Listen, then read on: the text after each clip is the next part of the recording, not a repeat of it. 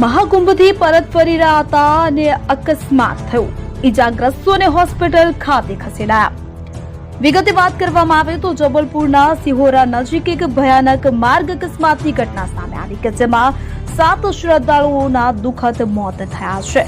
મળતી માહિતી અનુસાર આ બધા શ્રદ્ધાળુઓ પ્રયાગરાજથી એક ટ્રાવેલર વાહનમાં પરત ફરી રહ્યા હતા। ભક્તોથી ભરેલું વાહન સિહોરા નજીક મોહલા અને બારગી વચ્ચે પહોંચતાની સાથે જ સામેથી આવી રહેલા ટ્રક સાથે અથડાયું હતું।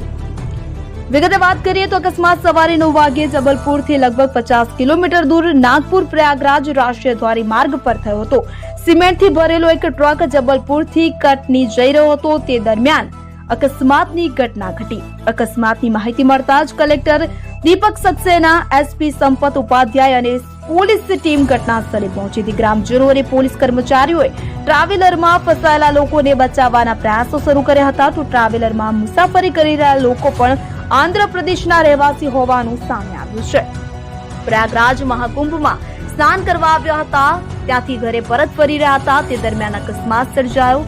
ઘાયલોને સિહોરા તહસીલની સરકારી હોસ્પિટલ અને જબલપુરની નેતાજી સુભાષચંદ્ર બોઝ મેડિકલ કોલેજ હોસ્પિટલમાં મોકલવામાં આવ્યા છે તો સીએમ યાદવે દુઃખ વ્યક્ત કર્યું।